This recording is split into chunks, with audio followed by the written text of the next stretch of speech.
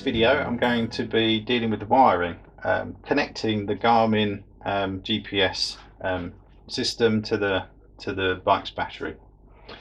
Now the Garmin comes with this mount that I described in the last video, and there are a number of wires on here which we'll just run through quickly. So obviously red is the positive voltage from the battery, black will be the negative voltage, the negative terminal.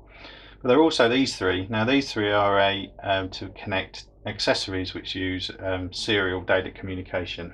I'm not going to need that in this setup, so what I'll be doing is just making them safe to make sure obviously nothing can short out or get water ingress or anything like that.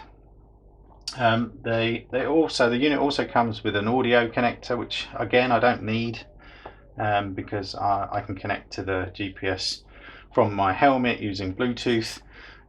So this will have to tuck away somewhere safely, but again I don't want water to get in here and corrode it, so I'm going to cap that off with a small cap.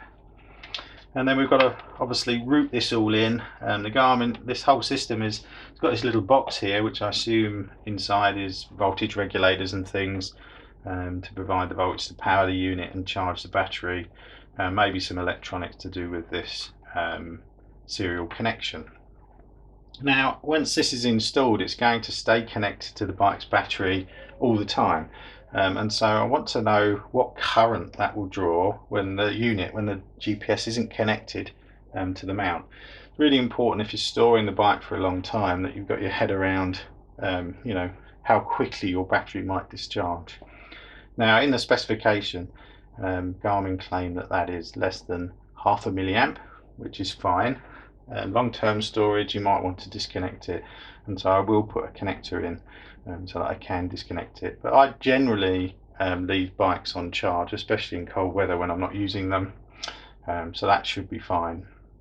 Now when the GPS is actually connected to the mount and charging and active, the specification says that should be less than 1.5 amps. Now I don't want to take any of this for granted. I think it's really important that you check equipment before you connect it to any vehicle, because there's a lot of power and you can easily cause a fire or a short circuit or damage the electronics on the bike in some way.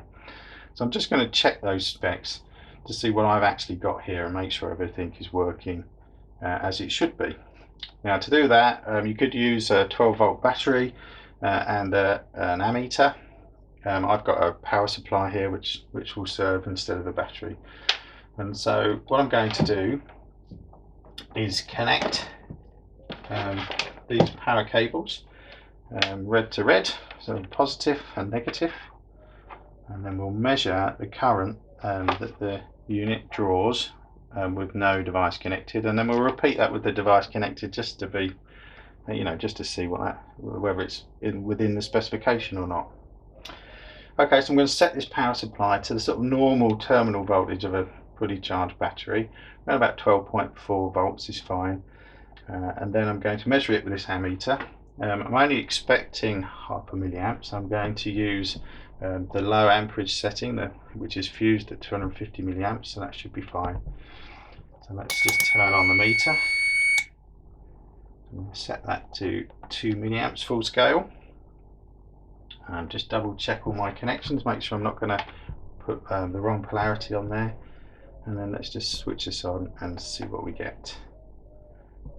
Okay, so without the unit connected, I'm drawing about 300 milliamps. 300 microamps, sorry, 0.3 of a milliamp, which is well within specification. So that's great. And now what I'll do is I'll do the same test, but we'll connect the unit. But before I do that, I've just got to change the settings on this multimeter so that I don't blow my fuse. So we'll just turn it off for a second. And I'm going to go over to the high amperage setting, 10 amps maximum, and again. And now what we should be able to do is very quickly just test. We'll connect this device and then see what it draws. This battery is probably about 50% discharge, so it should be charging as well as powering on. Okay, just give that a second. So at the moment it's drawing about 0.7 of an amp, which is obviously half the spec, which is great. Just let that fire up. And so at 12.4 volts, this is with the engine off essentially, we're drawing about 0.6 of an amp. So it's well within specification, everything's working fine. I'm just going to turn up the voltage to what you would expect when the bike's generator is running, so that's around about 14 volts for most applications. So let's get that to about 14. And it's dropped a little bit as you would expect, but still around about 0.6 of an amp. So everything on the system itself is fine on the bench, so I'm very happy to connect this now to the bike. Okay, so now that we've confirmed the specification, we're going to deal with these.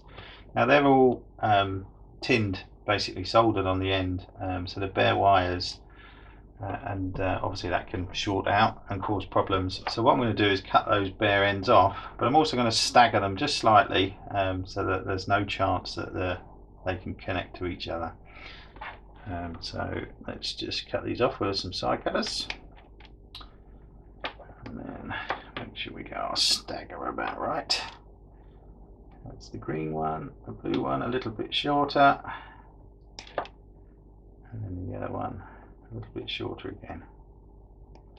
But I'm leaving enough wire there. If I ever needed these things, I can remake those connections, no problem. And then I just want to bundle these together and get them out of the way. So what I'm going to use for that is a little bit of heat shrink tubing. Okay, so let's fold them all together.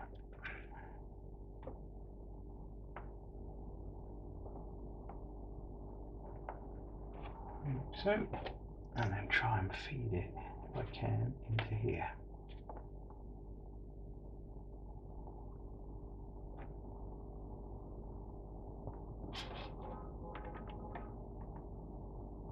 So I'm just going to pull that all the way down to cover those ends. Put it down, and then we'll shrink that there, and then that will keep any moisture away from those cables and keep them tidy.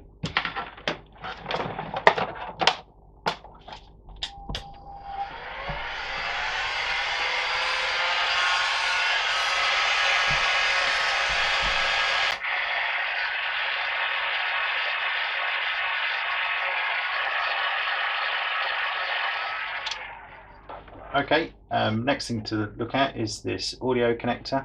Now I found a little plastic cap which should fit quite nicely on there, so I'm just going to push that all the way on. It's a nice tight fit, and that should stop any water getting in. I might just put a little bit of dielectric grease around here at the end just to prevent any water ingress, and then that will keep that connector nice should I ever need to use it.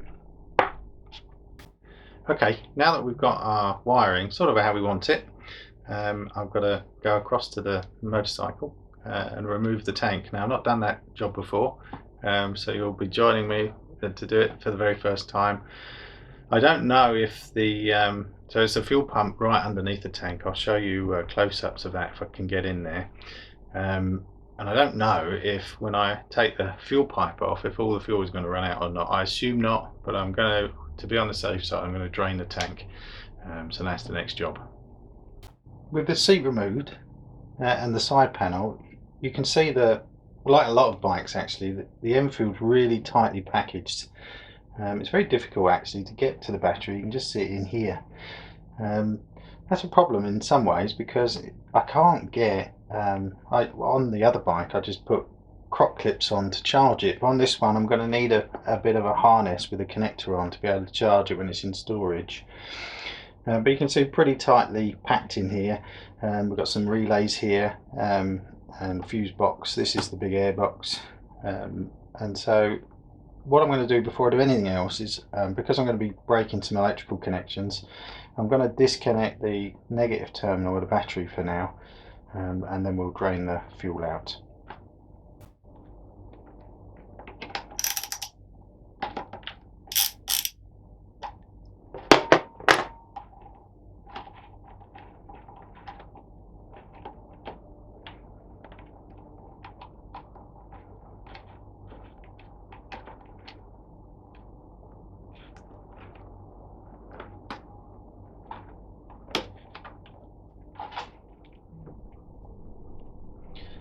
Okay, so I'm going to siphon out the tank. As I say, this step may not be necessary, but I've never taken this tank off. What I don't want to do is disconnect the fuel pipe and end up with fuel all over the garage. So let's get as much out as we can from within the tank. I'm just going to siphon it. You can do this the old-fashioned way by sucking on the tube. But I've swallowed too much petrol to want to do that again. We'll just draw some in. And then I've got a big jerry can down here, so I'm just going to drain that into that can.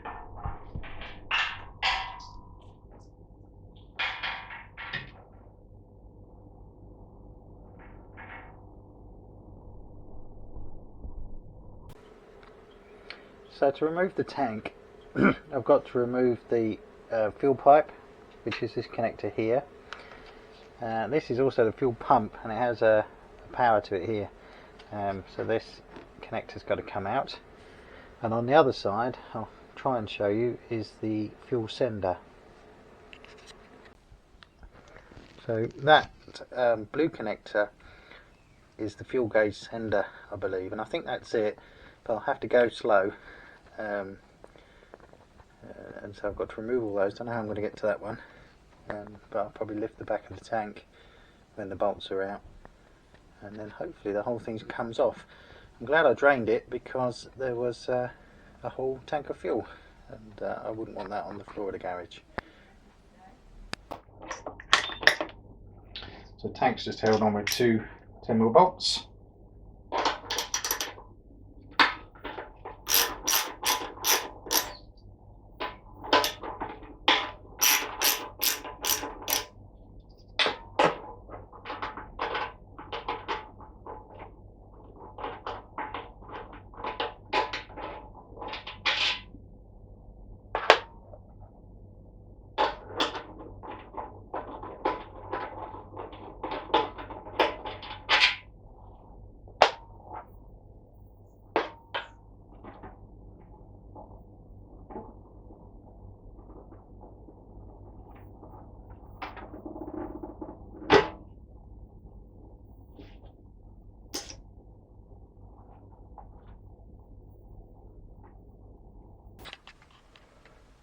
So that's the fuel pipe.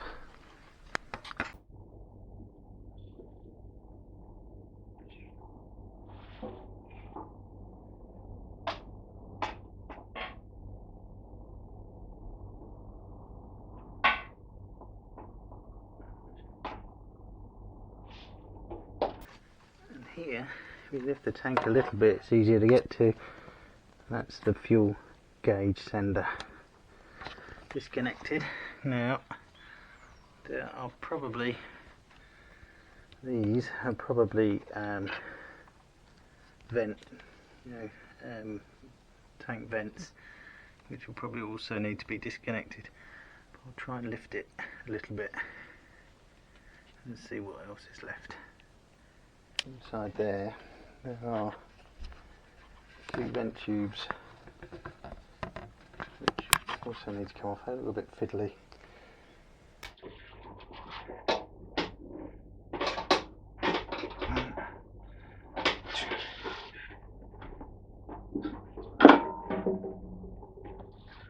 So we do that.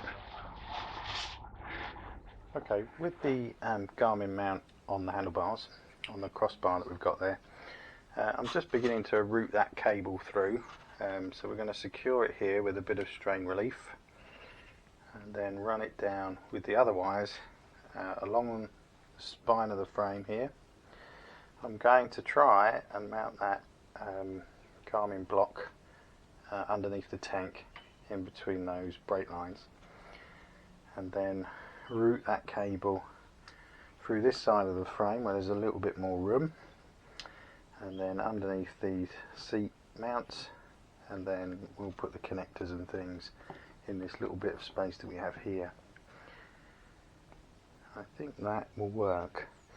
This excess cable here will make sure we've got plenty of slack so that we can move the steering left and right at full lock, and then we'll bundle the excess up and again just tie it down to that frame there.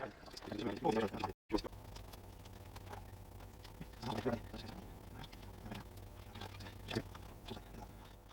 we've got the run from the mount,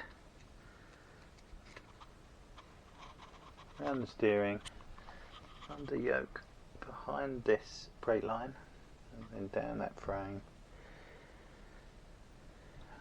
all the way through that little gap,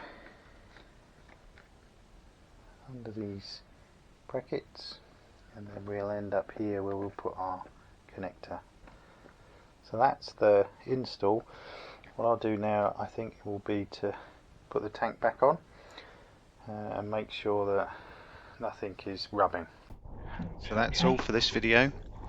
In the next video I will be finishing the electrical connections to the battery. Please like and subscribe, and I'll see you soon.